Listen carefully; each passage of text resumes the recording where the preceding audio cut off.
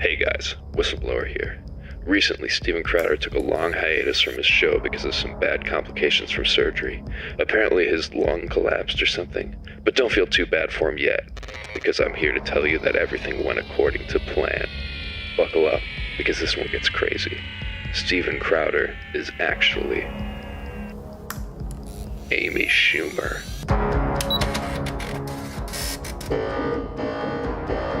I got into this rabbit hole after noticing Amy Schumer was taping her new TV series around the same time Crowder was going into surgery.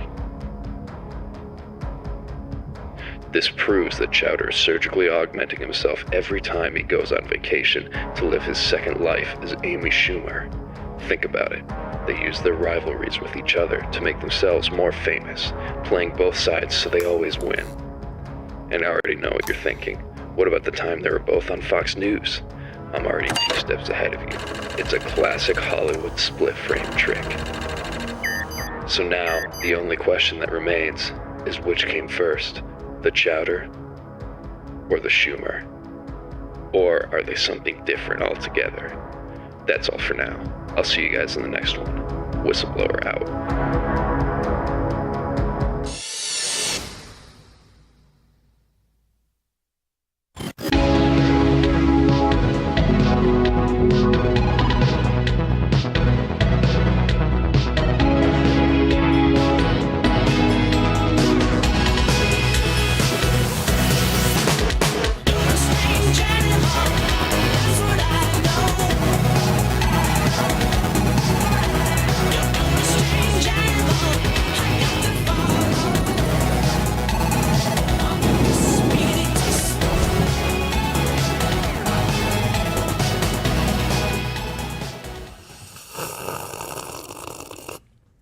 Well, that's delicious. That is the sound, I guess, of Monday, and it's the sound of, you ever forget to breathe? What? We were rushing and we were hustling to get ready for the show, and John Oliver, who will be a wonderful trophy after today's show, and then you just realize you forget to breathe sometimes. Just breathe is always playing in my head. That's true. Faith Hill was right. So was Chris Carrabbo with Dashboard Confessional. Amen. Remember, she asked you.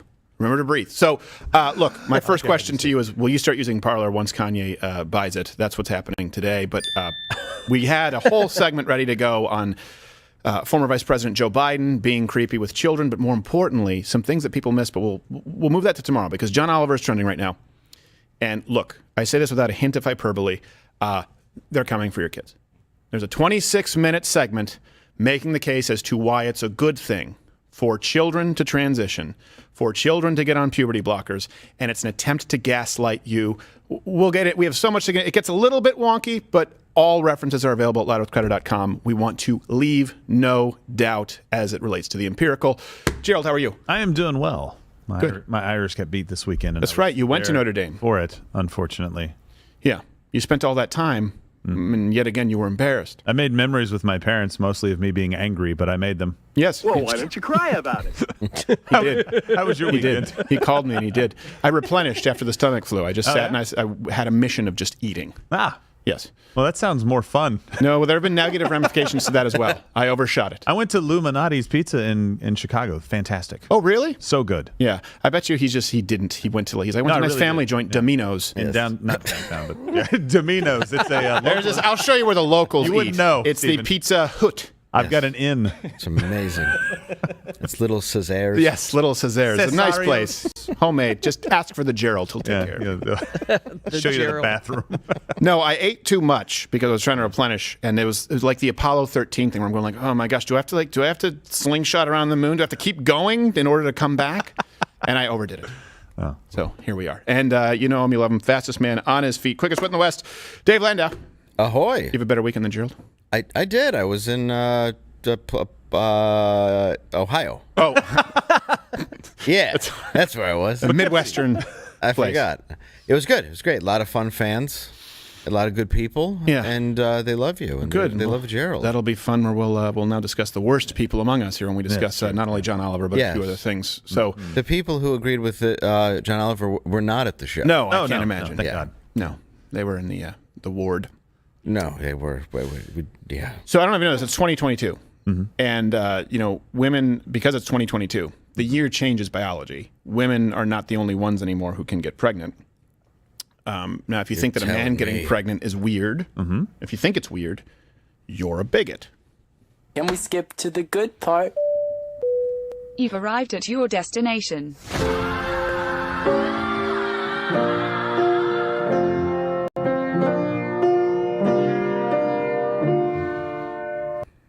Well, I just want to die. I'm You had, glad to they do the blurred. you had to do the home birth to be extra weird about it. Yes. They do the dolphin birth where they go out into the ocean like the dolphins will give you everything. And my son is Steals gone. your child, yes. So. Oh, boy. You seen the home births where they just do it standing and like squatting in their house, and it's like, could you move? You're blocking the TV. Yes.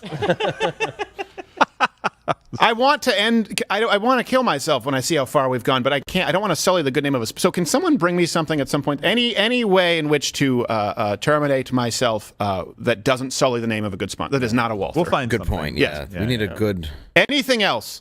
Because they're true blue, but I want to die. Feel bad for that child. Yes, you feel bad for that Seriously. child. The child looks like a happy, like normal, lovely child, but there is going to come a day where that is going to be a very Molested? difficult- Sorry.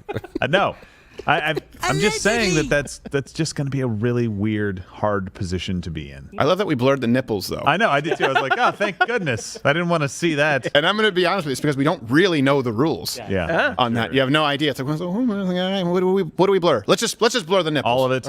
But Charles Dickens would have wanted to see her nipples. Name that movie line. Oh man, Comment I hate below. how I can't play. I know. You'll always win. People will name it below. This is what we were going to talk about today because it was happening this weekend. But you've seen this clip. We moved it to tomorrow because there's something pretty thorough I want to address. But here's the clip for those of you who don't know. Creepy pedo, former Vice President Joe Biden being what he be.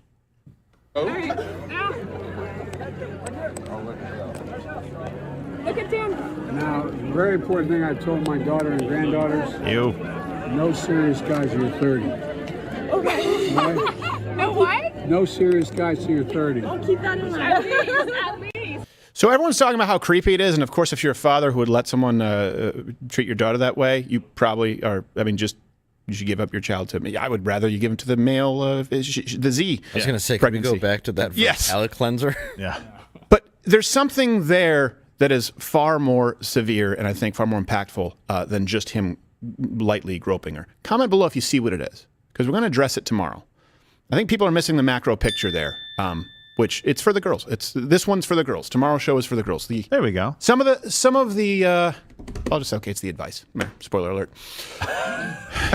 I don't know how to. There's only one phrase, so you guys know what the phrase Oh, I is. thought you were going to be like the Secret Service guy going, hey, make sure that guy doesn't record it anymore. Oh, gosh, Joe's going off script. He's talking about girls again. That's always a good sign if the Secret Service has it on their bullet point checklist to make sure no one's filming if he gets around a young girl.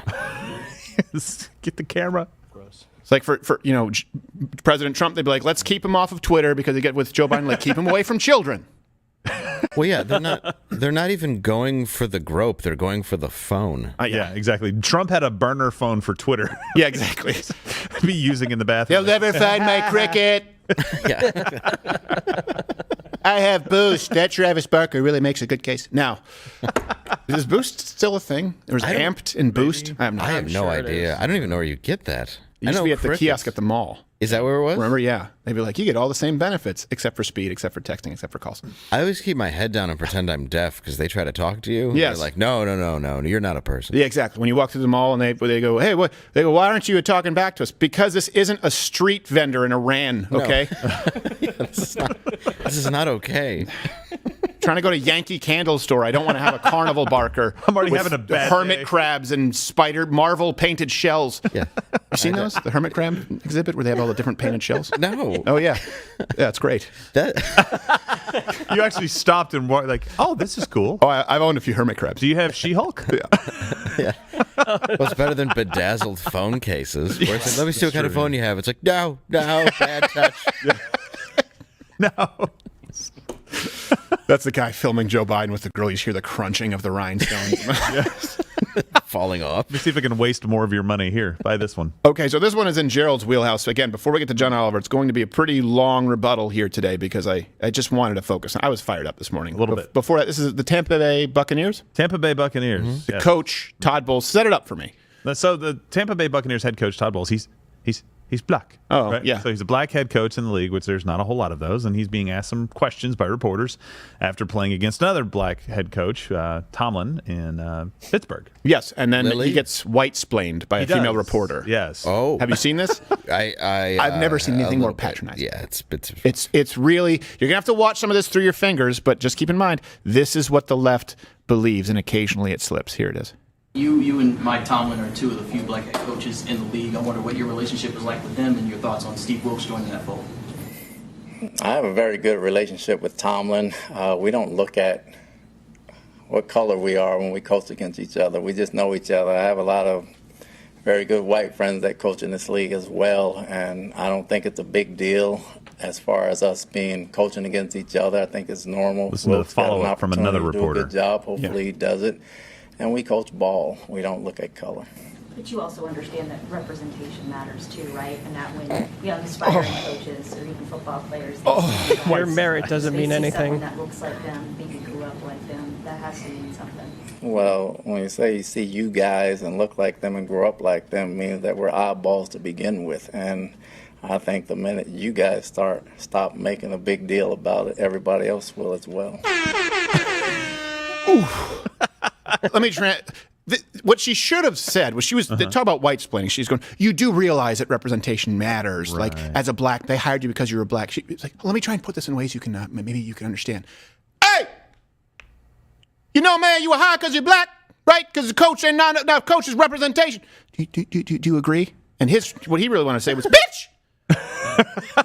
Sort of rubbing his brow like into your monologue. He's like, Did you know that representation, right? Well, thanks for letting me know, white bitch. I appreciate it. It's like you're going to be really happy to find out that a lot of the players are black. Yes.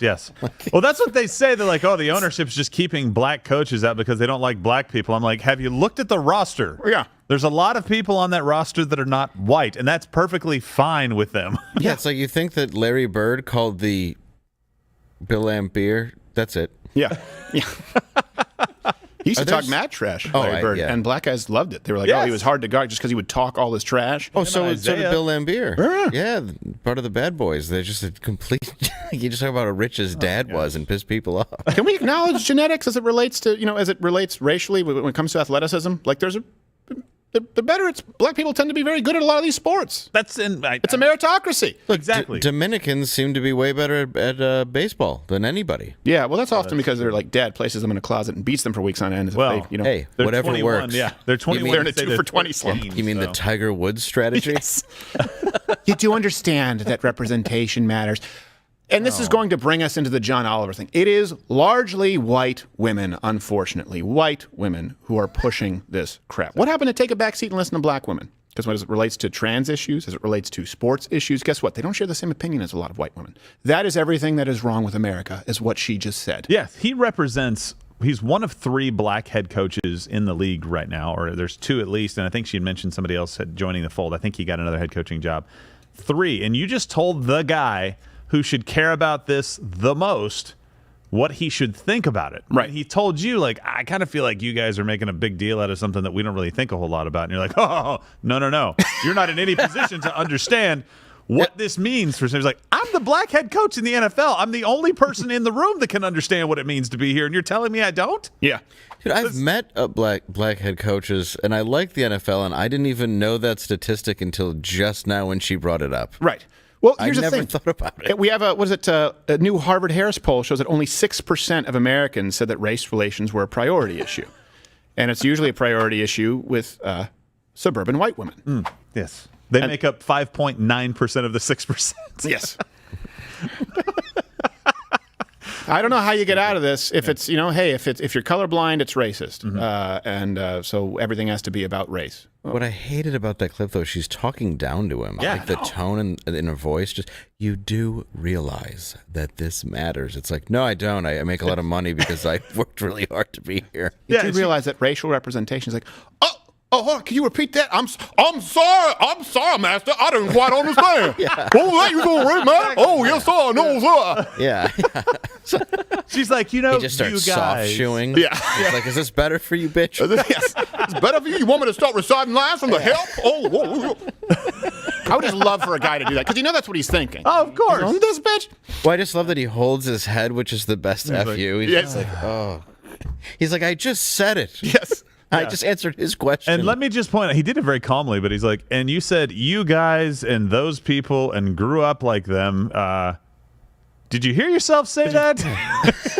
If I was any other person, I'd be like, what you guys and how did I grew up in Bel Air. Yeah. What are you talking about, lady? Did he? No. I have no idea. No, but who knows? I mean, she's guessing, I Because he's bet. black, he grew up poor in rural Alabama? Like that, I don't know. Right. Like, come on. All right. Okay, let's move on to hear John Oliver. Okay, so a couple things that I want to touch on here. There's going to be an underlying theme here that you'll see recurring. Namely that when we're talking about the transgender issue, and particularly as it relates to children, they told you that it was a slippery slope logical fallacy. Ironically, because there are many logical fallacies presented here today from John Oliver, when we said they're going to be targeting children. Mm-hmm. Here it is. They are. There's no doubt about that. And they're trying to gaslight you. So the two themes I want you to see here and keep in mind is gaslighting, you're crazy. Why do you care so much about this issue that affects such a small percent of the population as they try to push legislation that would affect every member of the population? And the idea of the empirical versus the anecdotal. This is really important because we just came out of the era of trust the science, but here they ignore all of science. Instead, they decide to give the right of way to the anecdotal. I encourage you to go and watch the entire video. It's available on YouTube. Gets a lot of heavy promotional dollars, right, when John Oliver does these things. It gets pushed everywhere. If you search Steven Crowder rebuttal John Oliver, you'll see John Oliver's segments and you won't see ours. So I want you to keep in mind empirical versus anecdotal and the idea of gaslighting because we are dealing with narcissists. We are dealing with people who believe that whatever makes them feel good, and largely that's praise of their constituents, must be right. Makes me feel good. It's about how I feel, and they falsely equate that with happiness. And narcissists seek control, and narcissists seek to make you think that you are crazy, so that way all of their behavior is permissible, and no one actually calls them to the mat. So let's keep that in mind with John Oliver as we go through this point by point. Sunday, October 17th, he released another segment. This is a second segment on what he presents as transgender rights. And by the way, they say transgender rights are human rights. Let me make sure, just so you know where I'm coming from here. As it relates to children specifically, transgender rights, what they present, are not human rights. They're atrocities that are being committed. These are sacrifices of children at the altar of narcissism. Okay. Now, if you disagree, feel free to comment on any of the claims that we rebut below. So let's go through it claim by claim. Here is one that he makes as we lead it off where he tries to tell you that why do so many people care about an issue that affects so few people? Even 12 states have signed into law anti-trans bills. Doesn't tell you what the bills are. So here's a claim that he makes right now about anti-trans bills to try and set it up as though you're an extremist. Let's go. It is clearly more than just bad jokes. This year alone, over 100 anti-trans bills have been introduced in state houses and 12 states have signed or enacted them, with all of this happening against a backdrop of violence and threats, including attacks and harassment aimed at hospitals providing gender-affirming care to youth. Okay, so that's the claim. Let's get to the truth here. Again, the empirical. He just says 12 states. Do we know, does John Oliver make his sources publicly available? Can you go to HBO and see? Probably not. Okay. Yeah. So not that app. All of ours, yeah. No. I mean, how many Salon and Slate links do you need? So let's look at some of these so-called anti-trans bills. All of our references are available. Link in the description. Arkansas. They passed the Save the Adolescents from Experimentation Act. Okay? SAFE, for short. Let me read it to you. The new law bans the use of puberty-blocking drugs on minors and also prohibits surgical interventions, including breast reductions. Now, most of you would say, including if you're a Democrat, that sounds reasonable. And of course, if this is why would this even need to be presented? Because as a baseline, we would all agree that you shouldn't have surgical procedures being conducted as an experiment on children who don't have the ability to consent to even sex, let alone decisions that affect their sexual life for all of eternity. I don't know in the afterlife, so I don't want to. That's it may come back. It may. I have no idea. It grows back. I don't know. Joke. But here's the thing. The reason they had to present that bill is because of the kinds of pushes that you see from John Oliver. Case in point, Rhino Governor there. The Rhino Governor, what's his name? Asa Hutchinson? Hutchinson. Yeah. Hutchinson attempted to veto this bill. But the veto was overridden and passed into law, which proves the necessity of the bill in the first place. The reason they need to create a bill that he says is an anti-trans bill, which specifically bans the use of puberty-blocking drugs on minors and surgical interventions. That's the anti-trans bill. Yeah. Remember, we went from Target won't let them take a shit in the bathroom they want, and it's just like the pre-civil rights era. Now it's you can't give puberty blockers or cut off a penis of a 6, 7, 15-year-old. It's an anti-trans bill, and the governor tried to veto it, which shows you the reason for the bill in the first place. Let's go to Oklahoma. Governor Stitt signed the Save Women's Sports Act. Athletic teams designated for females, women, or girls shall not be open to students of the male sex. Why did that bill for that? Because it was happening. Yeah. It's been happening across the country. Virginia, you see their new education policy says that students shall use bathrooms that correspond to his or her sex, except to the extent that federal law requires otherwise. You can go look at all these bills that he presents as just anti-trans bills. Again, the attempt there is to gaslight you, going, well, I'm not anti-trans.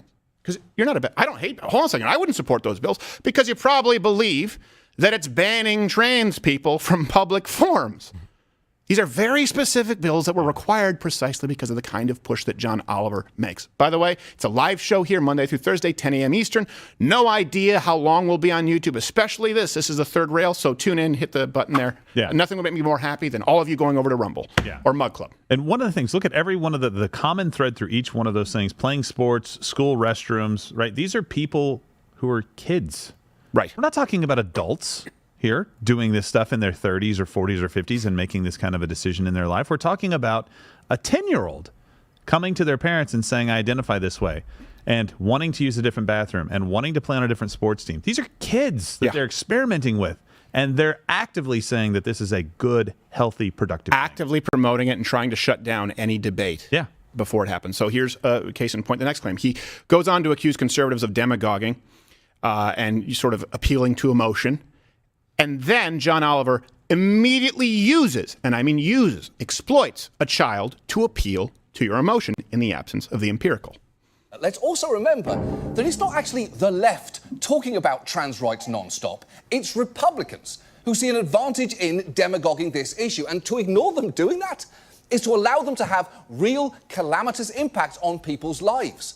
A few years ago, Vice profiled a girl named Kai Shapley, and just watch how happy she is talking about her hopes for her future until she remembers something that changes her. And this has not been scripted or this girl coached. I might grow up to be the president. Yeah? What would you change about the world if you were president?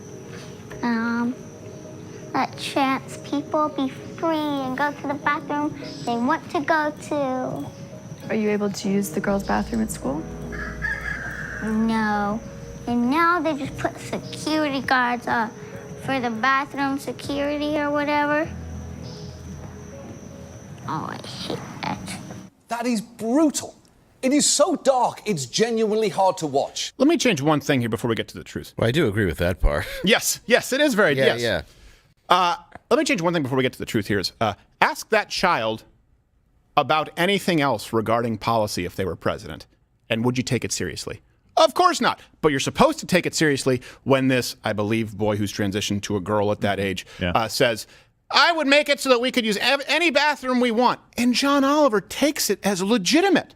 If you ask them about foreign policy, if you ask them about immigration policy, like, well, I don't know anything. They're a kid. Kids are stupid. When it comes to permanent life-altering decisions, yeah, absolutely. Why would you care what they don't know? Do you think all pizza should be free on Tuesdays? Yeah. I have to. Well, there you have it. We have to have Little Caesar's Day every day. Do you like going to bed on time? I hate that. Oh, look how she changed. We're going to do away with national curfews. You heard it here first. Yep. All the ice cream you can have on Saturday. Yep. Yeah. And So, it's free. I love, by the way, I love that he went to her first because we'll come back to her later on when she's 11 years old speaking. So she's 10, 9 potentially there. That's what you want, John. A 9-year-old making these decisions or a 10-year-old making these decisions. And by the way, when you said, look how happy she is, I don't know that anybody in the room that saw that would go bubbly, happy, playful, more like incredibly It's not awkward. like the Oscar Mayer kid in the doc. No. Because he lost it. You're just trying to set it up like she's happy, then she becomes sad, and it's like, that's not what we just saw. No, that's not what we just saw. That's not what we just saw. Really, a security guard, like if she's walking into the girls' bathroom, is like, hey, stop. Dead naming her. Throwing her against the wall. Right. Yeah, that's what they exactly. So here's the truth, by the way, too, the empirical. Here are some of the statistics on child outcomes. For decades, there have been follow-up studies of transgender children. They've shown that a substantial majority, anywhere from 65 on the low end to 94%, eventually completely cease to identify as transgender. Wow. Okay, and if you don't if you don't intervene, they all grow out of it. If you do intervene, that number goes down to, some studies show as low as 0%. And by the way, the child conversion rate has increased by over 4,000% in the last decade, especially among young girls. I get it, correlation doesn't equal causation, but we'll get to that in a second. That's also a lot faster than the adult transition rate, just to be clear. And saying a lot faster is a very mild way of putting it. It is almost all happening with kids. Yes. 4,000's a lot. Yeah, 4,000% increase. Well, they want you to believe it's because now they're more free, because before they were being oppressed worse than American slaves because they couldn't take a dump at the gender-neutral bathroom in Walmart. So this is what caused the major depression for the kids, and what will fix it is injecting them with estrogen. So let's go on to the next claim that John Oliver makes. And again, these are so pernicious. It is. I would say it's evil when you are saying that children should be making these decisions, and you are trying to strip the rights of parents who who understand the science that it's not good for children to fundamentally alter their hormones or make permanent decisions regarding their sexual capabilities. So here's another claim that he makes, that conservatives have nothing else to worry about, that you're crazy because you're just making a mountain out of a molehill with the whole trans athlete thing.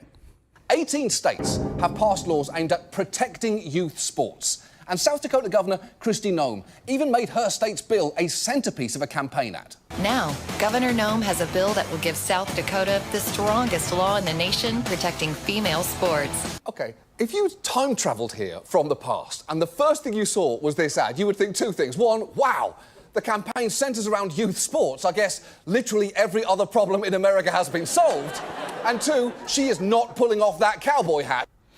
Yeah, also, if you were an alien biologist who came here to Earth, you'd be like, oh, we are not able to understand how they reproduce between the male and they would just short circuit. Yes. So here's the truth. I kind of like the cowboy hat. I like the cowboy hat as well. Yeah, I'm going to be honest. Makes me very comfortable. It played. The truth is, this is what we call a reverse nirvana fallacy. Okay? It's an intellect. Let's bring up the logical fallacy alert. A lot of these are used with a bit of ad hominem thrown in. So let me read to you the reverse nirvana fallacy. It's comparing a realistic solution with an idealized one and discounting or even dismissing the realistic solution as a result of comparing it to a perfect world or impossible standard. So in this case, we also have basically, well, since it hasn't become a huge problem yet, why would you do anything about it? Well, first off, that's not exactly true. It's a much bigger problem than John Oliver lets on. Second, it hasn't necessarily been a problem yet because the radical progression, the radical anti-science progression, stripping parents of their rights, hadn't been enacted by assholes like you yet. Doesn't mean that it can't happen. And the solution is not to do nothing about it. Let me give you some examples here. Connecticut, this is one of my favorite pictures of all time. There were two trans athletes who actually ended up winning the race in Connecticut. Can you remember? I think it's overlay A6. There was a 100-meter and a 200-meter. These were records in the event. Overlay A6, their token out. Yeah, just give me a minute. Okay. And all of these references will be available at louderwithcrowder.com because I have to kind of go along pretty quickly. So you have that. You remember the true transgender athletes breaking the finish line? Let's find that picture, guys. The two trans athletes breaking the finish line in Connecticut, and then one girl trailing far behind. Then, of course, you have UPenn. Leah Thomas was nominated as the NCAA Woman of the Year after winning the 550-meter freestyle. This affected other women, of course, their scholarships, their ability to get a spot on college rosters, or their ability to qualify for world championships. You have Fallon Fox, who broke an opponent's skull, orbital bone, lived her life as a man until 30s, and I believe fathered children. Oh, wow. Then you have cycling. You have Rachel McKinnon set a world record in track cycling. I'm not laughing at anything. I'm just laughing at the situation of breaking I'm laughing at the absurdity of Fallon Fox, who lived as a man until 30-something years old, breaking a woman's face. Yes. Yes. And this is the one time you care about cycling in the history of the world. Yes. And now, so these were all these examples, and there are other examples internationally in New Zealand, Olympic weightlifting. There are many, many, many examples. Now, it doesn't affect largely white women, so white women don't really care about it because many white women don't compete in sports. You don't see the same opinions, by the way, with most women, minority women. I don't know what happened to listening to them. Yeah. It's white women exclusively. Not you if you're listening. You're perfect. Who have largely spearheaded this under the guise of wanting to be compassionate. It comes from a good place. It's got to stop. So we have these examples that have happened. She's leading by so much. Can we see that? Pull it up. Pull up this picture. That's half a mile down. The other, they didn't even want the ones to be blurry in the photo. It just they couldn't get one without it. The only way it could be more severe is if, like, you just had a picture of Usain Bolt and like the Greek national team. Yeah. Yes. So these are the examples that have happened, and then of course you have a previous piece by John Oliver, the media. Oh, sound like former Vice President Joe Biden. John, it's not a joke. Give me a kid. I need to replenish. Right as rain. So your soul. Yes, like I'm podling. There were so many examples, and there was such an aggressive push that now in the Olympics, by the way, you just have to prove that you've been on hormone blockers for 1 year, and there isn't even a testosterone cap, not an official one. It'll be delegated to the sports. So remember, it started with, well, if you're a legitimate transsexual, we used to have transvestites and transsexuals. Transvestites were people who dressed like women. Transsexuals were people who went through the operation. Now we've added transgenders, where you can compete in the Olympics without a testosterone cap, without ever having actually gone through the transition and beat the hell out of women. That's the new policy of the Olympics. Hit the like button if you think that's bullshit. By the way, this and the homosexual marriage, like gay marriage bill, everything else, when there's an easy, obvious solution to the problem and you choose to make it as painful as possible and as illogical as possible, you know you're just pushing an agenda. That's all that's going on here. If you wanted to compete, if people who were born men, women who transitioned into men wanted to compete, they could do that. Men, more importantly, that transitioned into women to compete in women's sports, you can make a division for them. Go and compete and be the very best in that category. Why are we trying to make it difficult? Yeah. How do you feel about performance-enhancing drugs in sports? Because the advantage that a man on steroids would have over another man is infinitesimal compared to what the advantage that a male hormonal profile would carry against any woman. It's not even close. The walking human pincushions from Russia are not even close to what a man enjoys as far as an advantage over female athletes. You know it. We know it. Let's stop lying as though we don't all know it. Yeah, well, exactly. Yeah. Russia actually disbanded their entire program of steroids and just transitioned all their male athletes to women to win all the gold medals. So, oh, nice. Okay, we have easier this way, and it's fair. We have Yanko Emelianenko. Oh, that is not correct. I am now Cindy. All right. Just full beard. Yes. Somebody should do this. I swear, an enterprising country. They are. For It's some called the gold United medals. States of America. Well, that's true.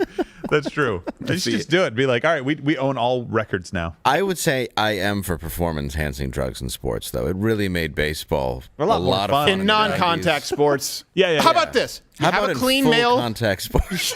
You have a clean male division, a clean female division, and then you have an all other gender, any performance-enhancing drugs. Let the games begin. Yeah. I love it. Could you imagine golf?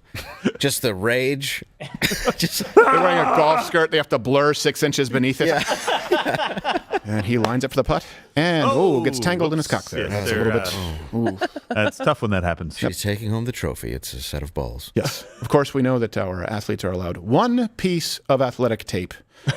Yes. As do not constitute an advantage, and this was used on the left side of his upper thigh. Not quite enough. Should have gone with the right side. Not a bit of sweat has held to the second hole. And here's how we know we're dealing with narcissists and the gaslighting, okay? What they try and do is accuse you of doing exactly what they are doing. And I do mean this, the progressive, it's a movement of narcissism. It's all about what makes you feel good, and then that's misconstrued as happiness, and you'll see him do that later. They want to accuse you of doing what it is that they're doing. So right here, John Oliver, here's another claim. He takes issue with Republicans renaming things to make them sound like exactly what they are.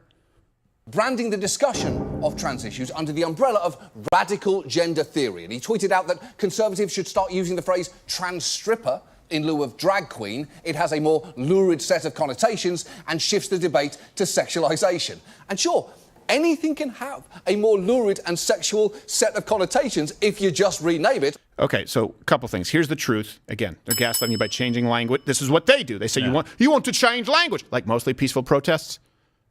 Like no evidence of widespread things that we can't discuss, but you said was the greatest issue facing our national security pre-2016 election, you changed the language. And by the way, in this case, I don't have a problem with drag queen because it's hypersexualized anyway. But what if they are transgender and a stripper? It's more descriptive. Well, I think they're trying to hide behind drag queen and say, this is somebody in a dress who's just dressed as a woman, right? Who happens to be born a male, right? That's not what's happening. When we saw all of these drag queen stuff, it was people with lingerie type stuff on. It was people with really short skirts. It was people with their butt hanging out. Like we saw the one in church.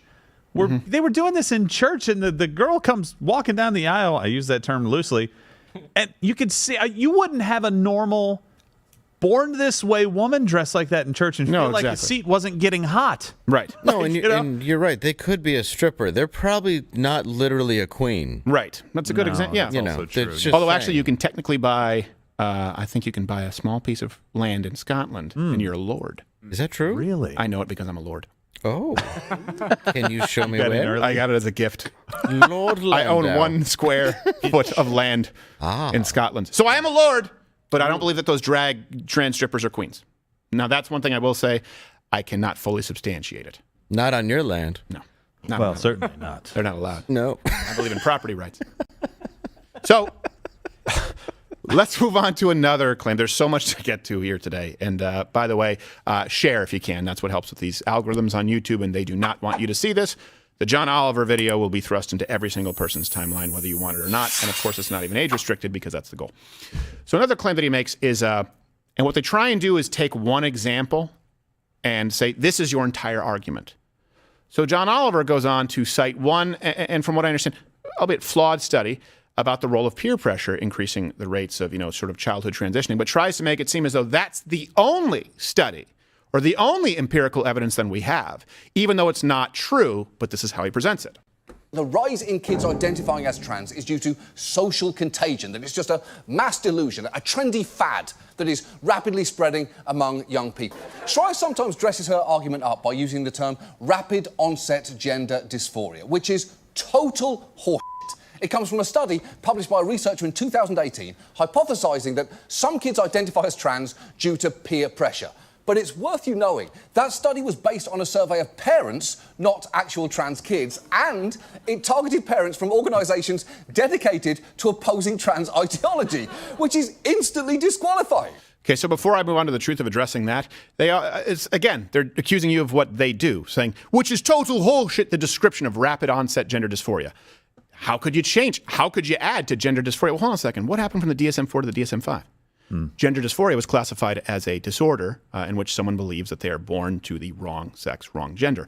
Then they changed it because of political pressure to say gender dysphoria is actually a description of the symptoms of somebody who was born the wrong gender. So we just changed the definition of gender dysphoria, medically speaking, with no new empirical data to justify it. And this is a problem with many people who work in the community of psychology and psychiatry, not to mention people who actually work in endocrinology. But of course, trust the science. By that, I mean Fauci throwing out the opening pitch. Here's the truth. It's not just one study that exists as far as this new phenomenon of children transitioning at record rates.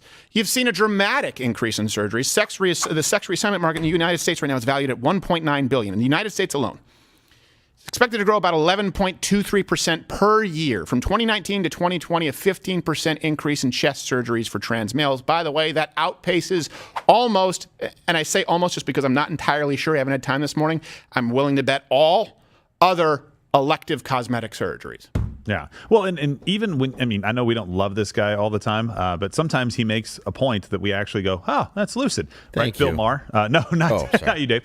Bill Maher. You're actually funny. Bill Maher is not at all, not even remotely. And he even came out back in May when I think the New York Times released some study information on this that says transgender stuff is just blowing up, especially amongst the youth and not so much among older people. He said, yeah, I understand that maybe people are a little bit more free to talk about it, and there's some freedom there that's contributing to that number. He goes, but why is it so much so in California versus Ohio? Say, like it's this trendy fad. Yeah, it's a dramatic difference in the locale. Geography matters a whole lot, and I know we'll talk about that in a second. But when Bill Maher is at the point where he's like, hold on, guys. Yeah. What are we doing here? Like, you really need to stop and take a look at your argument, because John Oliver, all he did was say it's only because of freedom. It's only because they can now do this stuff and not be. And the only example pointing out this might be a problem is this one flawed study. No, it's not only study after study after study after study, which will get into mental health issues. We'll get into the likelihood of, not only likelihood, the verifiable, not only mental health, but physical health, health as it relates to cancer issues. These are all documented. Not to mention the statistics on children who transition if there is no intervention versus if there is. All of that is documented. We're also talking about the economic data that we have in relation to surgeries being performed. We're talking about the data that we have, whether it's the Census Bureau or local state sort of polling institutions, how different it is regarding geography, regarding the politics of the parents. Now, you can say that, hold on, it's a chicken or the egg, correlation doesn't equal causation, and maybe that's because those kids are more free because they were actually trans to be. Sure, we can have that nature-nurture conversation, but only if you acknowledge that there's a dramatic difference. He doesn't want to, because he doesn't want you to do the digging. Please dig through the references that I provide. Please go watch this whole video. I beg you, please do the research. All of it that you can. This is about the soul of the country. It's about parents having the right to make medical decisions for their children, which, by the way, is one of the bedrocks. It is the bedrock of parental rights. For crying out loud, look in divorce. That's one of the biggest issues that happens in divorce court is who gets to make medical decisions. It's parents. Kids are never left to make their own medical decisions, let alone one this severe. Let's go on to another claim. I don't think cosmetic medical decisions in a lot of ways, which I know that they argue this wouldn't be, but I mean, you're looking at something where it's not like you were saying how it's, because of freedom. It's not legalized weed. It's permanent mutilation in a lot of cases. Because if you change your mind on it, that's what it is to you. Yep. It's your permanent destruction of your body. He goes on to say, well, that's not really the case. It's mostly reversible, except sometimes there is sterility, but it's a very small choice, very small chance, and children have the right to make that. Yes, because they make informed decisions. Because when you're 7 years old, you really understand the full scope of a barren womb when you're 28. You haven't even had a period. Right. Or understood an erection. You're going to tell me how? That's disgusting. I mean, I understood everything that I needed to. What? We had that tutor. But it was the She-Hulk cards. The 4Q, man. No, it's so odd. I mean, even as a teenager, there's a reason you can't drink until you're 21 because you're irresponsible. You can't rent a car until you're 25 because all the synapses haven't finished yet. They're like, why can't I get a? What, you're saying I can't get a car until I'm 25? Yeah, because the insurance rates are like 9 times higher. Or is that because I used to be a she? Okay, you know what? You're part of the Hertz Gold program. Just get out of here. Yeah, we might as well just start letting big wheels on the freeway. Yeah. What's the difference? I'm going to take my business down to enterprise. Fine.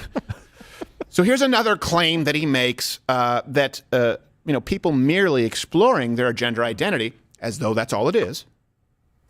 Why is that a bad thing, you hateful bigot?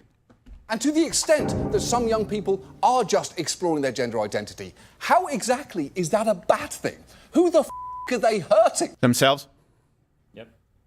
So let's go through this point by point statistically. Here's the truth. Attempted suicide rate for transgender individuals is somewhere around 40%. Okay? And by the way, doesn't get much better pre or post-op. It's always between about 40 to 42% based on the data that we have. So the idea that this transition would help or fix it. Well, the data doesn't show us that. Who are they hurting? Well, there's an answer for you. Well, it's good if you see a therapist and he just flips a coin. Right, yes, exactly. I shouldn't have gone to therapist Two-Face. Well, it looks like you're going to be prepay. Yes. Yeah. Just so you know, this is not covered by insurance. Yeah, we're not billing you. That's should I come every Tuesday? Oh, I doubt it. Let's wait till Monday and just schedule for the next day. So we have this dramatically high attempted suicide rate. Okay. Now, you might say, well, hold on a second, pre and post-op, the reason it's the same is because of how mistreated they are. For that to hold water, and there might be something there, of course, that transgender people feel ostracized. I'm not saying that they don't. You would have to compare it against a control. Are there other groups that are minorities that have been marginalized? And have their suicide rates been comparable? Well, gays, it's 7 to 20%. Blacks during slavery, it's about 7.2%, according to surgeon logs. Jews in concentration camps, about 25%. So you have to ask yourself, is a suicide rate pre and post-op likely due to societal ostracization? Or, hold on a second, maybe not, because I don't believe that current transgender students in California have it worse than Jews in Auschwitz or American slaves. We have control after control after control of people who experience the worst conditions beyond not being able to leave a little curly 3-ring circus at the Target bathroom. Wow. Has a curly cue? We were just talking about that. Yeah, we were. Above water. How did it was a putting tee. It's above sea level. You don't yes.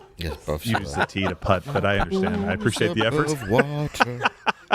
And yeah, post-op transgenders still also, to give you scope, 19 times more likely to commit suicide than the general population. Post-op transgenders, 19 times more likely. All the references. Got everything you want, 19 Got everything more you likely. want. You look like a woman. You have all of the same rights. You can compete wherever you want to compete. You're on puberty blockers. You've gotten the estrogen that you want. You've got the whatever hormones that you want. If you're a woman to man, testosterone. And the suicide rate is still a multiple of Jews in concentration camps, American slaves, and gays, lesbians, not to mention, of course, every other racial minority. It's not even close. I can't tell you the one other demographic where the attempted suicide rate is so high because the exact comparison might get us removed from YouTube. It will. There's only one other demographic that has this same rate of attempted suicide. We'll reveal it in Mug Club, but do some research. Won't be hard to find. Well, it would seem, too, that the attempted suicide rate is up, and this is speculation, just judging by, people in my own family, I guess, but amongst teenagers, just in general, and I would assume that it has to do with a lot of woke think. Probably. When you're a perpetual victim and you believe that everything is outside of your control, exactly. That makes it hopeless. Or if you're the person who they think is the victimizer. Right. Either way, it's bad, because then you still have bullying either way. Yeah. One or the other. That's why I have an issue where you say, okay, all these people in California that are transgender kids are having a tough time in school. How? Right. Yeah, it's California school. When that's what it's being catered to. Right. Is exactly who you are. Well, here's the thing. No one's saying that there isn't discrimination that occurs at some level, on an individual level. I'd say as far as systemic, you can give me an example if you want to say systemic oppression. But again, I think it's a good point when you remove the tools of people to deal with this, namely that there's some kind of autonomy, that you have some control, some say in your own destiny, you create hopelessness. That's why, even though the conditions, the treatment of American slaves, African-American slaves, absolutely horrible, not even close to the suicide rate of people. Why? There were tools. There was hope. They actually saw some kind of progress that could take place. It took a while. We did that for the rest of the world. You're welcome. Same thing with Jews and the Holocaust. Think about it. They felt as though they had more hope than transgender youth today in California, where the legislation that they want has already been passed. That tells you that it's not just society. It's that these people, they have been victimized by you telling them that they are perpetually victimized. You are actually the predator. Which brings us to another truth. Per the FDA, by the way, puberty blockers can cause brain swelling, vision loss, other kinds of psychiatric issues. Here's something else that nobody wants to talk about. They say, the science is out on hormone replacement therapy. Well, not exactly. Here's another truth. Excess estrogen in the body is, of course, believed to be cancerous. Now, I cannot say definitively 100%, just to be clear on YouTube, that injecting a boy with estrogen or altering his hormone levels might actually prove to be cancerogenic, because we haven't done those studies yet because we've never had to. But men with high levels of estrogen have had a multiple increase in their odds of breast cancer than men who have normal levels. Also, anyone out there, women, right now, come up. Have you had breast cancer? I've had many people who are survivors of breast cancer in my family. It runs in my family. What's the first thing they do? What's the first thing they do if you have breast cancer? Or one of. Usually the protocol immediately evolves in what they call an AI. No, not talking about Skynet. Aromatase inhibitors to try and slow the conversion to estrogen. Because even with women, we know that excess estrogen can increase the rate of metastasization. So even with women, say the first line of defense is let's try and reduce excess estrogen in the body. The science isn't on that. That's what they do. That's a scientific protocol. Same thing with men, excess estrogen levels. Go and get your hormone levels checked. When injected directly into the thigh of a 7-year-old, however, we don't have the long-term studies. Therefore, let's make it the Wild West. Shouldn't we don't have the long-term studies be we need to wait until we have the long-term studies? How many times are we going to do this, injecting things into people without long-term studies? And no, I'm not talking about something that could get us banned. Right. Well, you know why they don't want to? Because it would be a complete violation of medical ethics to even try and conduct a long-term study. Because based on what we already know, you could not find a clinic or a doctor in clear conscience to say, yeah, let's see what happens with these kids who we inject with estrogen versus the control group. It would be a violation of the Hippocratic Oath. So instead, let's just make you, society, the experiment. It's not like we've done that any other time. By the way, Dave and I, on tour here, we have some dates left at the end of this year. There's still some shows. Nashville, November 12th. We added a second show at the Ryman Auditorium, the original Grand Ole Opry, 9:30. There's that second show, some tickets there. And then Baltimore, December 3rd, loudwithcrowder.com/tour. I think those are the only shows with tickets left. Yes, Jersey sold out, and we've got the Lyric in Baltimore. Though. That's as close as they'd let you to D.C. Yes. They would just... Yes. I apologize. The pictures up on walls everywhere there. You can't get in. If you want to see us in that general mid-Atlantic area, you have to live out your wire fantasies. Yes. All right. And let's go on to the next claim. Sorry, there's so much here, but all the references are available. I think this is more important than taxes. They're trying to, let's just show his next claim. Notably, young people are showing up in public forums where adults are fear-mongering about letting trans kids into youth sports and bathrooms and trying to talk some sense into them. I will not let a board full of people who barely represent me tell me who I am and what I can do.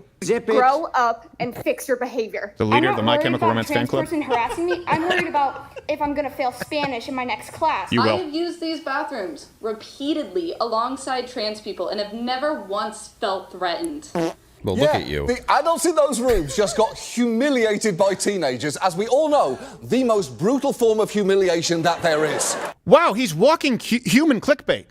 Got humiliated, absolutely smashed by this girl who this assistant manager at Hot Topic.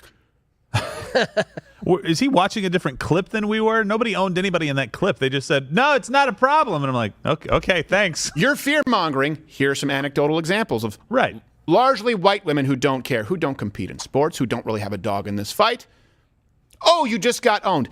Here's the truth. If we're going to go to the anecdotal, there are far more examples of it being a problem than a few people who speak at a podium there. Guy literally dressed as a girl, sexually assaulted a girl in Loudoun County. Remember that? Mm-hmm. Then the father was arrested because he was speaking out against it because the school board basically covered it up. In Brevard County, in Florida, a girl accused a trans female of groping her in the bathroom. And by the way, plenty of other girls, I think we have a clip, have expressed issues and fears and outrage at trans bathroom policies. What happened to Believe All Women? Being a girl is not all in my head. Boys who identify as girls are no different from boys who identify as boys, except in their feelings about themselves. But feelings are not why we have separate bathrooms. We have separate bathrooms because of what our bodies do in them. Bodies matter. Calling girls bigots because they don't want to use the toilet in a stall next to a boy or get undressed next to a boy is cruel and wrong. It is embarrassing enough for a girl to change a pad knowing all the other girls can hear the crinkle of the packaging. But telling her that she must be okay doing it in the presence of boys because their preferred pronouns are she, her? How evil can you be? Now, notice even the difference in the way that the children who lean right and the children who lean left argue. She doesn't just to appeal to emotion. She says biologically they are the same. That is correct. Biologically they are the same regardless of how they identify. Yeah. It is not something that just exists in your head. It is something that takes place in the body. That is scientifically, that is factually correct. The girl's Hebrew then said, who are you to tell me what I think? We're not telling you what you think. We're telling you that you're a young girl who can't think straight, and we're going to think for you as we do in all other scenarios with young girls and boys. Yeah, and by the way, I don't care if you're comfortable with it. I really don't. Like this one girl you bring up says, well, I've used it next to transgenders. Fine, you're comfortable with it. Now let's line up all the girls who are not comfortable with it, just like this one. They don't forfeit their rights because you have an uneducated opinion. I'm fine with blacks not being able to vote, said that reporter to that head coach. Yes. That's not how so why do you have a problem with it? Well, it doesn't matter. Well, the girl makes a very well-educated, honest point, and the other ones just showed up like Cartman, like, I'll do what I want. Yes. It's my body. I'm more concerned if I'm going to pass Spanish. Mom! As you should. Yeah, why? Because I've been cheating. I've been cheating on Zoom all year and then failed the ACTs. Record lows. We'll get into a segment By on the that. way, Spanish goal that has is to be trafficked. Masculine and feminine words there, and yeah, they still have it in Spanish. So are you going to still take it? I don't know if you should because it's just binary. Yeah. There's no language. It's a language of love and sexuality, which is also male, female. Only male, female. Gendered nouns, from all the Romance languages. Boy, I sure hope you don't end up taking Latin. Don't worry, that's a dead language. It's a theme. Here's another claim from John Oliver. And this is really important because he makes the claim right before refuting himself. Must be nice to live in a world where you don't get called to the mat on anything. Where he tells you, so I'll just roll this and then roll the clip right after, that children, don't worry, children are not eligible for any kind of medical intervention. But to hear some tell it, as soon as a child declares themselves trans, there is an immediate, irreversible surgical decision undertaken, and there just isn't. So let's break down exactly what gender-affirming care consists of. To be very clear, prepubescent children are not eligible for medical interventions. And then immediately goes into talking about medical intervention and advocating for it on a legislative level. This is what happens right after that clip. At the onset of puberty, an adolescent and their family might consider puberty blockers, hormones that delay puberty. And importantly, if that treatment is suspended, then puberty will resume, meaning that this is reversible. Think of it like a pause button, the thing you can't do easily on the HBO Max app. Now, the next potential medical intervention is usually hormone therapy, which boosts levels of testosterone or estrogen. Opponents of gender-affirming care make a lot of alarmist claims about hormone therapy, from saying that it's experimental, which it is not, to arguing that it sterilizes people. And look, for some, in specific situations, there can be risks to fertility, but for others, the effect is anticipated to be reversible if the medication is discontinued. Okay, couple of things.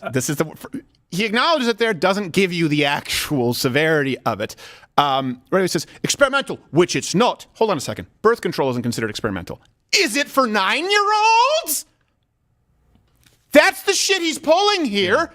Of course, testosterone for people who are older. And I've talked about this. I advocate for it if you're older. Get your hormones checked. If you're in your 50s, your 60s, and you're not feeling well, yes, that is something which, by the way, unfortunately, the medical community in many cases does consider it experimental because we think it may have some negative effects. When you ask them about estrogen injected directly into a child, however, no, it's not experimental. Yes, it is. There are plenty of things that are not experimental for adults that would be experimental with children for the same reason they can't smoke.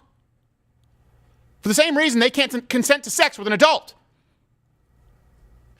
So let's also get into the truth here. Many countries has warned us about puberty blockers. Yeah. Which I don't even know that I need to get into this because he acknowledges that it can cause sterility. He says, but maybe. But in many cases, this can be mitigated. If it's 1%, it's enough to say nope. Yeah. By the way, he said it's anticipated that this will be mitigated if you stop taking the medication. I'm like, John, you're quoting something from 2018 from October 1st. Do we not have any data between October 1st, 2018 and what is today, October 17th, 2020? That's over 4 years, John. That's a good question. We have a lot. We have from Sweden, we have from the UK, and then New Zealand. Just sometimes it's the information that they don't present to you. They quietly remove the description of safe and reversible from the Ministry of Health website. Gone now. Yeah, I can't imagine that there's any real proof that your puberty would just start right back up as normal. Oh, yeah. There couldn't be like years of testing of this to actually know that.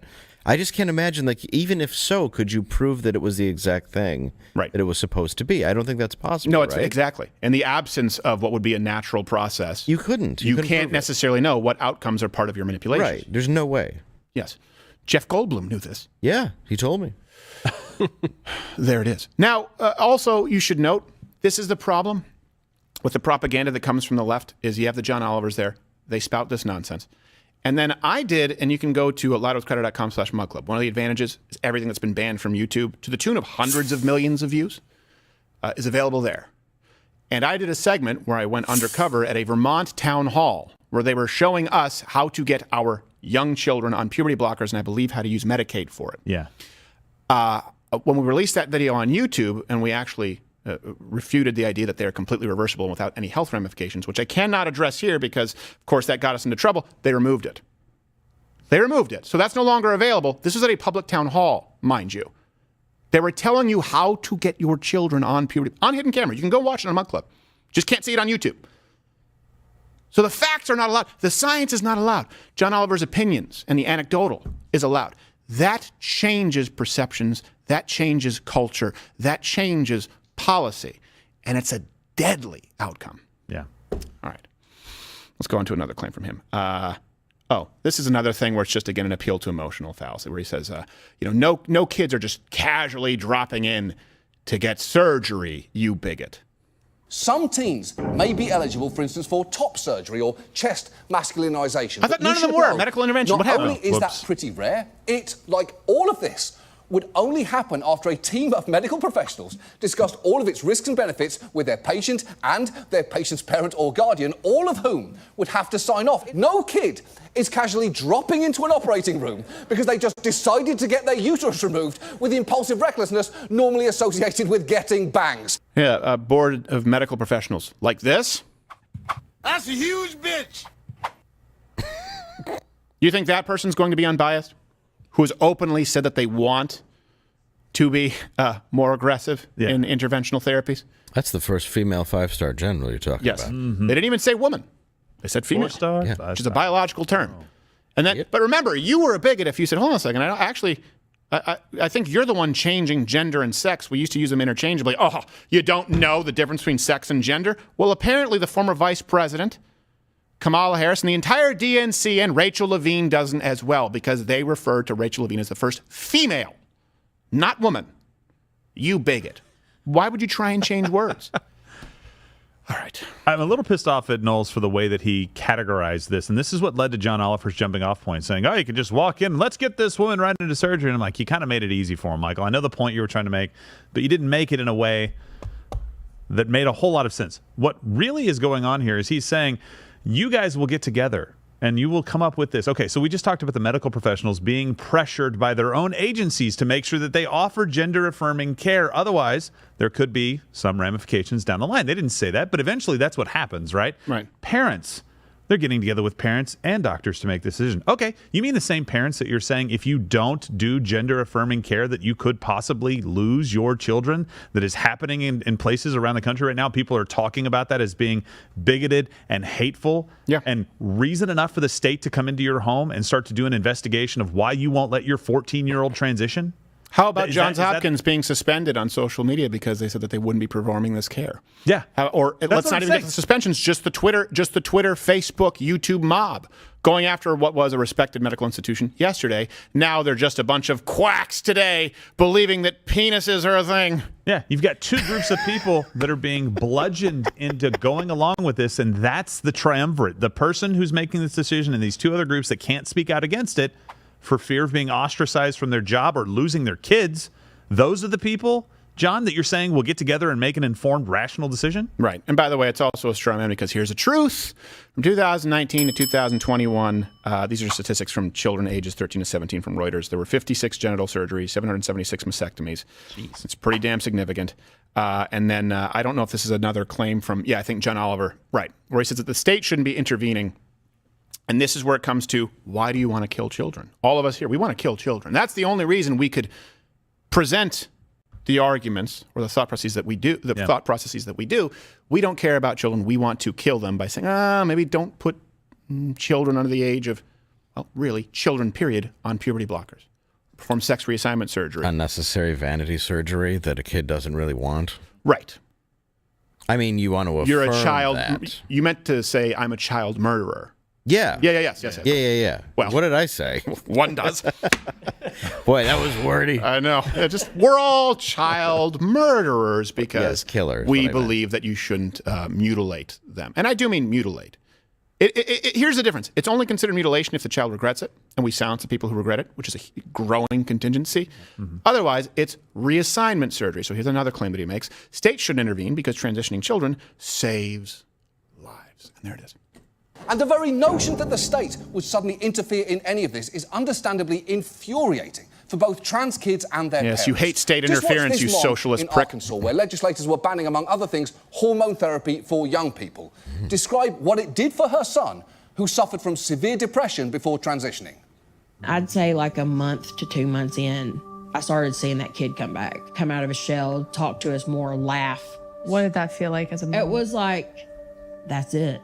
This has been the answer all along. why would anybody want to take that away from them? There's no reason why you should be butting into my care for my child. What do you want to see in these sun and legislators? exercise. You. Right. Makes him feel good. Why would you want to take that away from him? For the same reason that people might think it's a good idea to take away your Funyuns. Right. Just because it makes you feel good doesn't mean that it is doing good. Right. Funyuns does the body good. No, that's milk. But it's a vegetable. Yeah. There's a lot of things. It was a vegetable. Yeah. At one point in time. You know what else? Come on, man. You know what else lends itself to depression? Obesity.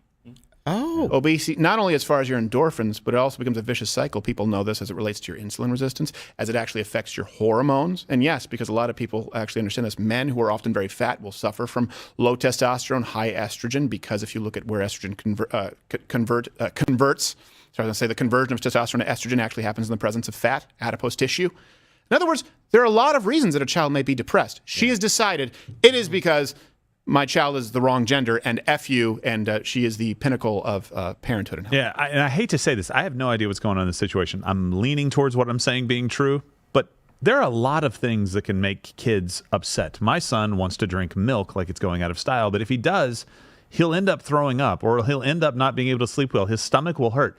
That's what being a parent is. I can look at your desire right now and have the ability with experience to say, oh, that doesn't lead to a good place. So let me tell you so that you don't have to learn the lesson the hard way. Except in this case, the parent just said, oh, thank God something worked. Well, but what about 4 years from now? What about 5? What about 1 year from now for this child with what you're doing for them?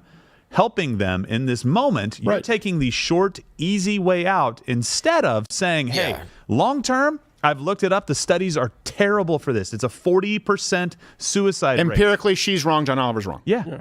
Well, we left him in his room, is what we did, and then we gave him anything he wanted to eat. Yes. And I don't know why he was sad. And the Nintendos. Yeah, so we gave him a vagina, and now he kind of talks to us. Yeah. What So I else think did you it's- try? Sometimes he talks through his vagina like a pussy senior Wednesday. Yeah. So right, so right. He'll be like, "What's for dinner? Is it spaghetti again?" Yep. Yeah. Oh, And I Lord. say, hey, don't play with that. You need to go do your dilator. Oh boy.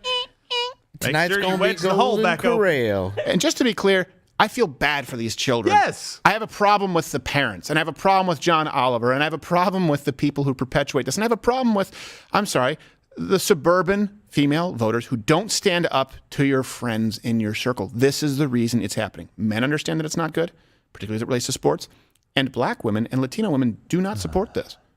I broke a guy's hand at Golden Corral. I did? Yeah, last steak. Yeah. You think you're going to get that last Salisbury? I got something for you. Yep. Send it right to hell if you're going to go try with the other one. Who are they to tell me if this is what works? Well, you know what? Your diet and exercise regimen works right now until 2 years from now when they have to take off a foot. And by the way, again, it's sort of like, unfortunately, with diabetes, I will say, this isn't necessarily medically true. This might be what is referred to as a joke. You just have to push past it because then when they cut off your feet, your BMI resets. Yeah. And you lose weight. It's like Apollo Immediately. 13. You have to go around the moon. You got to keep going to use the slingshot back of fat.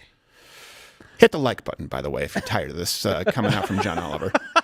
I don't think you can have diabetes when you're dead, too, so there's that. Yeah, well, corpses are lighter. Cured. That's true. They are lighter. I go grave robbing. Oh, I watched an episode of Lore with grave robbing, and it was so disturbing. Oh, it really is. It actually happened in the UK. Ooh. Where they, anyway.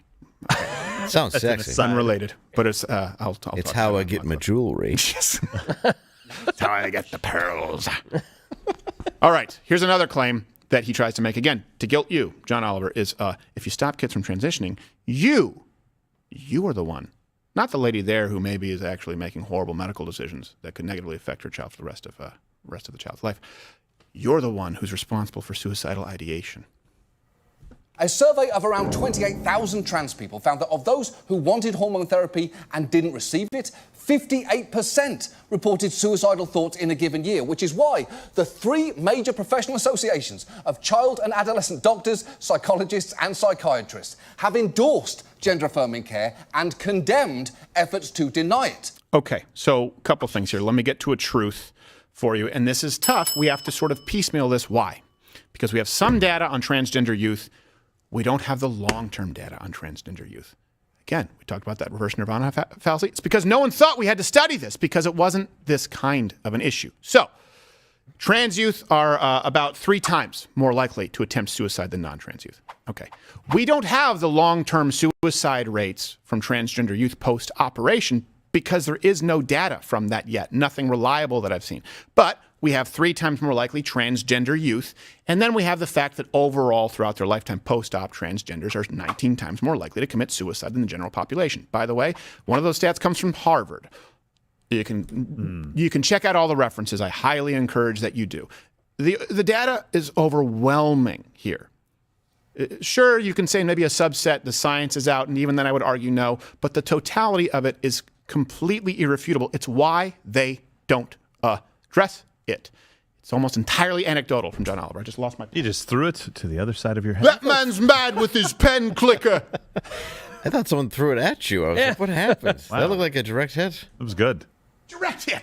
That's what it would be now with Home Alone. When his whole fantasy is he goes and eats nothing but sugar right in the giant hotel suite. Now it would just be double-sided dildos. Yeah, just and a sewing kit. Still the sugar, but his parents are there. Yes, it's just called Home Alone 3: Transitioning in New York. It's just called Home. Yes. Oh, Harry, you're missing some balls. My fake gold cock. I'm a kill him.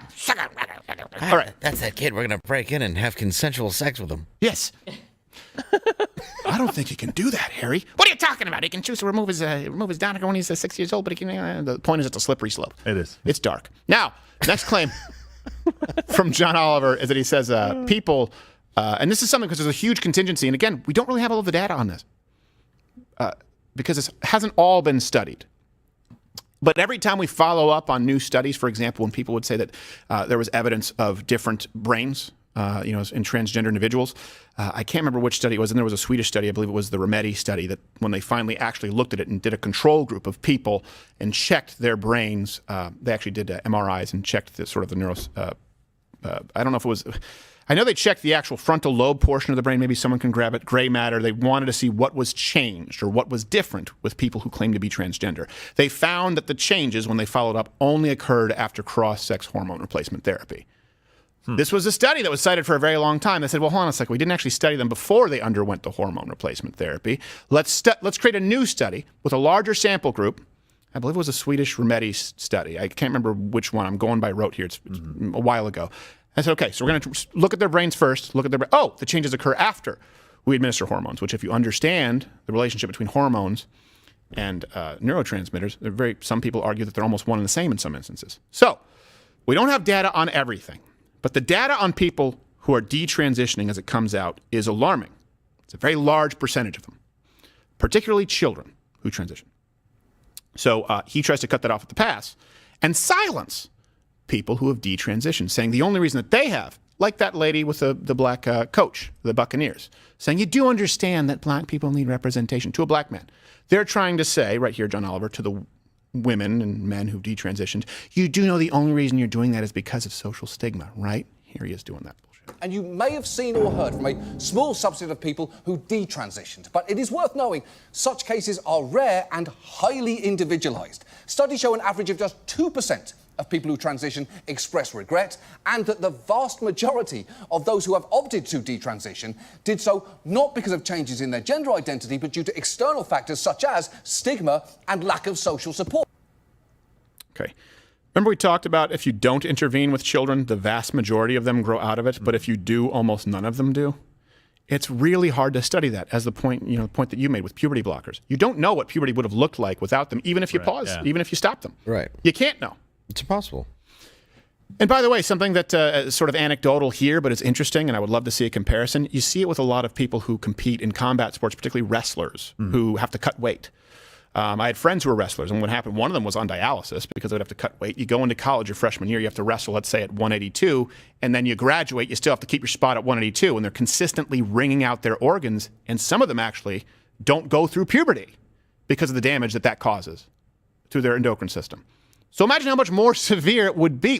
Some of them afterwards have to get on hormone replacement therapy for the rest of their life. The point is, when you take these drastic measures while you're growing, sometimes it is catastrophic and it is permanent. And it's very, very hard to study.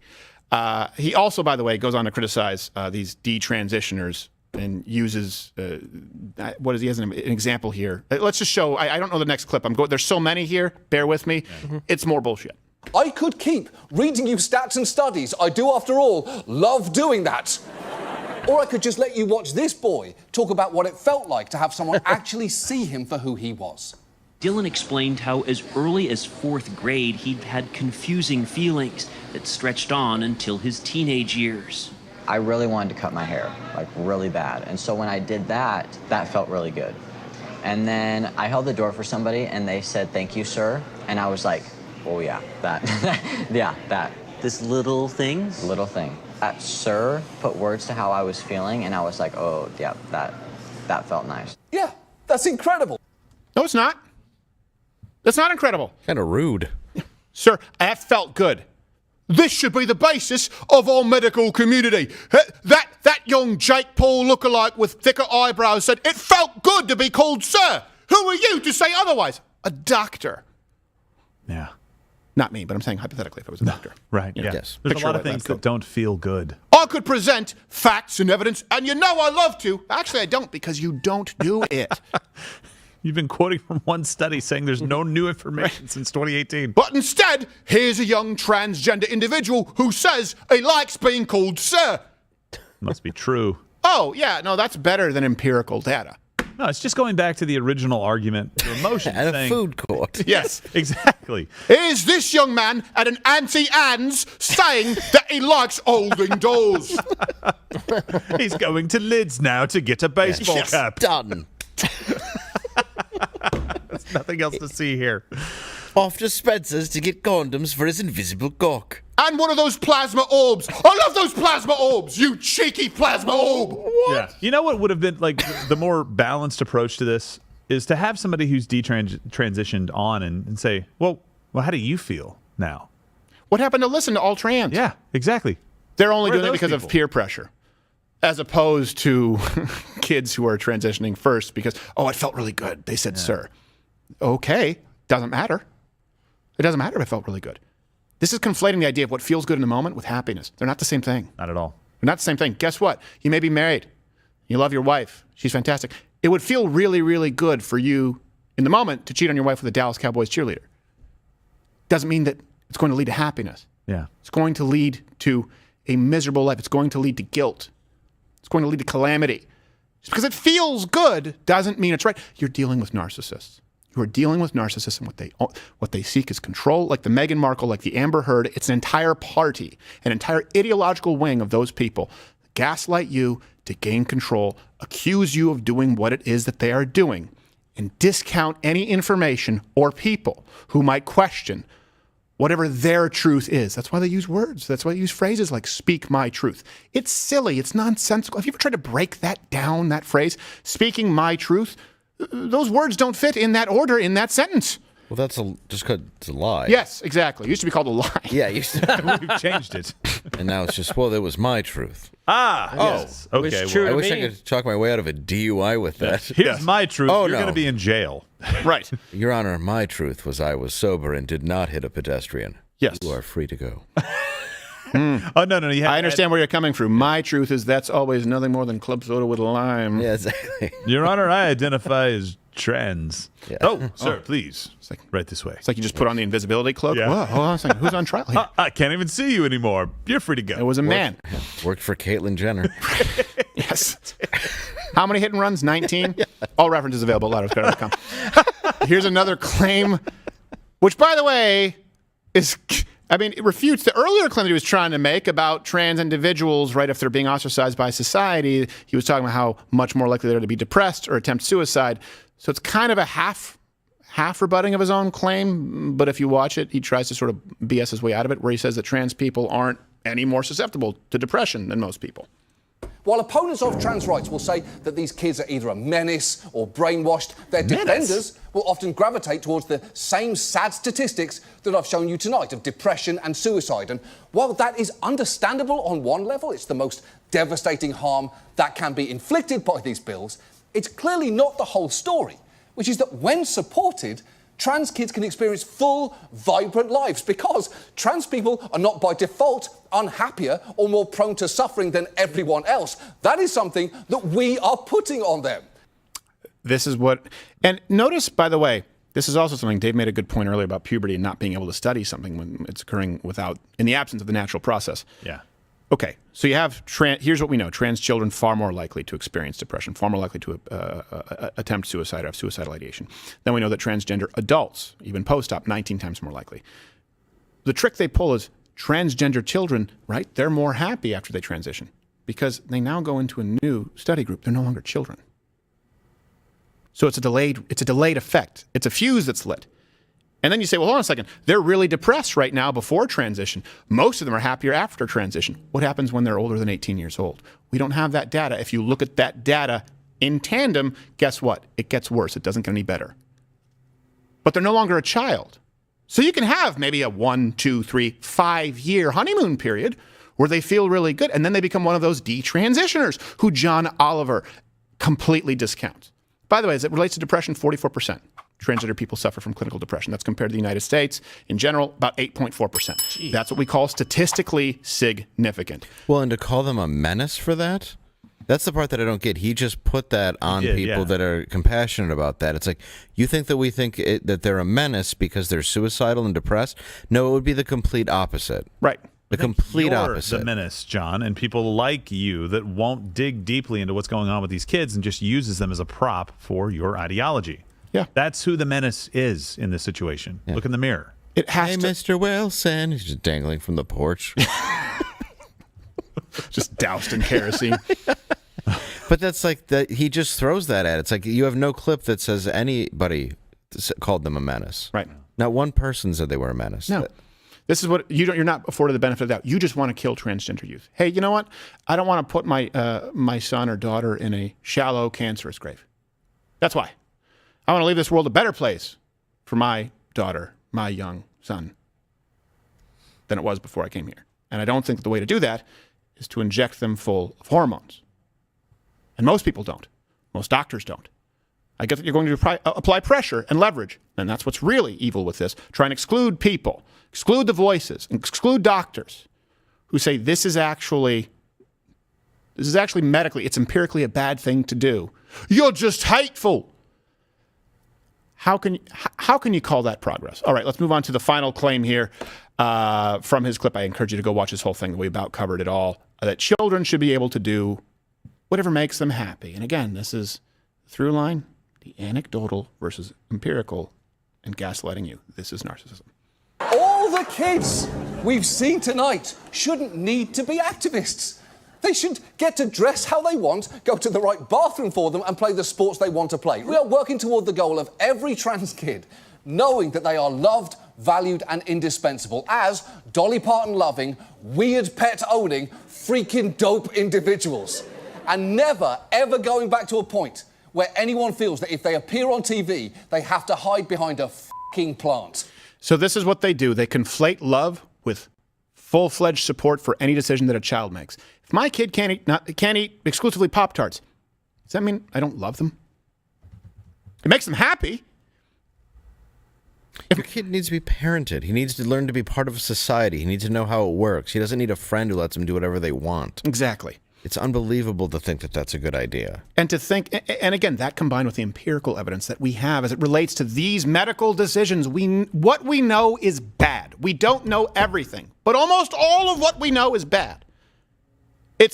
We love all of them. Well, look, does it mean that you don't love your son or your daughter if they suffer from some kind of serious condition that maybe they need to be institutionalized for?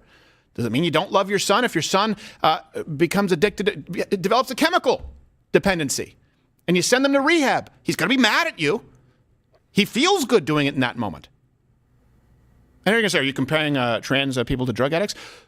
No, I'm not comparing them to drug addicts, but certainly we are talking about exogenous hormones. We are talking about medical intervention, often drugs, that will cause long-term ill health effects that would require a responsible parental figure to intervene in the correct way.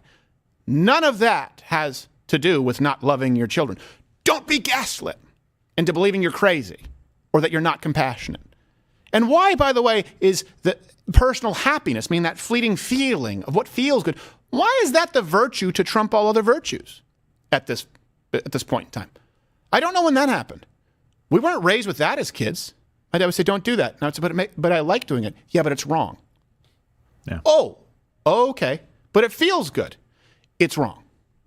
Oh, now I know. But it feels good to drink, to create a graveyard at Burger King of every single soda imaginable and go back for 19 refills. He goes, well, you're probably not going to feel good in an hour or two, and don't do it because it's bad for you. Now extend that hour or two with a delayed reaction of 5, 10 years, and that exact same scenario, that parent doesn't love you because they're not letting you do whatever it is that you want.